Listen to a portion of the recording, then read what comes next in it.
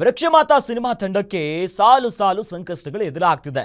ಸಾಲು ಮರದ ತಿಮ್ಮಕ್ಕನ ಕಥೆ ಆಧಾರಿತ ಸಿನಿಮಾ ಇದು. ಆದರೆ ಸಿನಿಮಾ ಶೂಟಿಂಗ್ ಮಾಡದಂತೆ ಒತ್ತಡಗಳು ಬರ್ತಾ ಇದೆ. ಸಾಲು ಮರದ ತಿಮ್ಮಕ್ಕನ ಸಾಕು ಮಗ ಉಮೇಶ್ ಈ ಬಗ್ಗೆ ಗಲಾಟೆಯನ್ನ ಮಾಡಿದ್ದಾರೆ.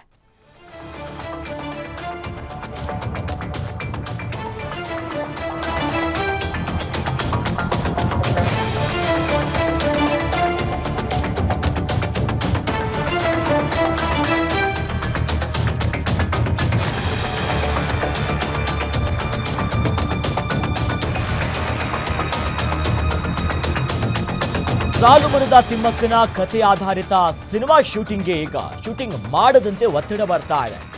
ಸಾಲು ಮರದ ತಿಮ್ಮಕ್ಕ ಅವರ ಸಾಕು ಮಗ ಉಮೇಶ್ ಗಲಾಟೆಯನ್ನು ಮಾಡ್ತಿದ್ದಾರೆ ಎನ್ನುವಂತ ವಿಚಾರ. ನೀನಾಸಂ ಅಶ್ವಥ್, ಎಂಕೆ ಮಠ ಸೇರಿದಂತೆ ಹಲವು ಕಲಾವಿದರು ಸಿನಿಮಾದಲ್ಲಿ ನಟನೆ ಮಾಡಿದ್ದಾರೆ. ವೃಕ್ಷಮಾತೆ ಸಿನಿಮಾಗೆ ಉಮೇಶ್ ಇಂದ ಈಗ ಅನುಮತಿ ಪಡೆದಿಲ್ಲ ಅನ್ನುವಂತ ಆರೋಪ ಬರ್ತಿದೆ. ರಾಮನಗರ ಜಿಲ್ಲೆಯ ಮಾಗಡಿ ತಾಲೂಕಿನ ಕುದೂರಿನಲ್ಲಿ ಈ ಘಟನೆ ಆಗಿರುವುದು. ಚಿತ್ರತಂಡವನ್ನ ಠಾಣೆಗೆ ಕರೆತಂದಿದ್ದಾರೆ ಪೊಲೀಸರು. ಮಾಗಡಿ ಬಳಿಯ ಕುದೂರು ಸ್ಟೇಷನ್ನಲ್ಲಿ ಸಿನಿಮಾ ತಂಡ ಇದೆ. ಮಧ್ಯಾಹ್ನದಿಂದ ಠಾಣೆಯಲ್ಲಿದ್ದಾರೆ ಈಗ ಕಲಾವಿದರು. ಉಮೇಶ್ ಮತ್ತು ಚಿತ್ರದ ನಿರ್ಮಾಪಕರ ಮಧ್ಯೆ ಕೋಲ್ಡ್ ವಾರ್ ಆಗಿರುವಂತ ವಿಚಾರ ಗೊತ್ತಾಗ್ತಿದೆ.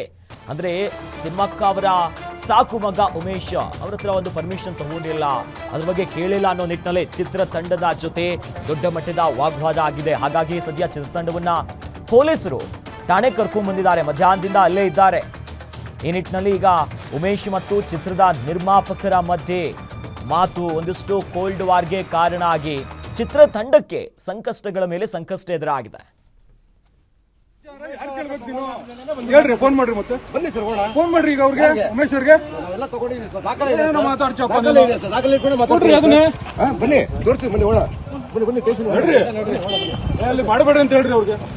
ಬನ್ನಿ ಸರ್, ದಾಖಲೆ ದಾಖಲೆ ಎಲ್ಲ ನನ್ನ ಬಗ್ಗೆ ನೀನ್ ಮಾಡ್ತಾರೆ, ಯಾರು ಪರ್ಮಿಷನ್ ಬೇಕು ಹೇಳ್ರಿ, ಮತ್ತೆ ಫೋನ್ ಮಾಡ್ರಿ.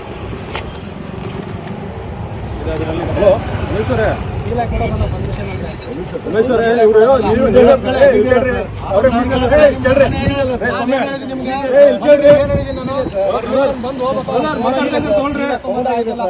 ಮಾತಾಡ್ತಾರೆ ತಗೊಳ್ರಿ. ಅವ್ರ ಉಮೇಶ್ವರು ಹೇಳ್ರಿ, ನೀವ್ ಹೇಳಿದ್ರೆ ಅವ್ರು ಹೇಳಿದೀನಿ ಅಂತ ಹೇಳಿದ್ರಲ್ಲ, ಮಾತಾಡ್ರಿ ಅವರು. ನೀವೇನ್ ಹೇಳಿದ್ರ ಈಗ? ಉಮೇಶ್ವರ್ ಒಪ್ಪಿಗೆ ಕೊಟ್ಟವ್ರ ಅಂತ ಹೇಳಿದ್ರಲ್ವಾ? ಮಾತಾಡಿ ಈಗ, ಮಾತಾಡಿ. ನೀನ್ ಮಾಡ್ತೀಯಾರ, ಯಾರು ಕೇಳ್ಬೇಕು ನೀನು?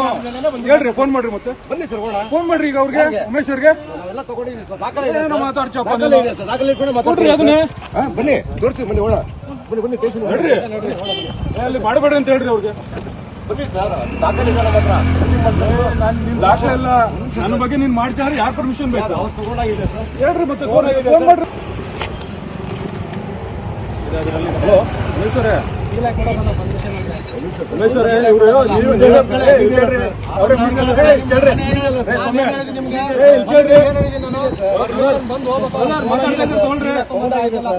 ಮಾತಾಡ್ತಾರೆ ತಗೊಳ್ರಿ. ಅವ್ರ ಉಮೇಶ್ವರು ಹೇಳ್ರಿ, ನೀವ್ ಹೇಳಿದ್ರೆ ಅವ್ರು ಹೇಳಿದೀನಿ ಅಂತ ಹೇಳಿದ್ರಲ್ಲ, ಮಾತಾಡ್ರಿ ಅವರು.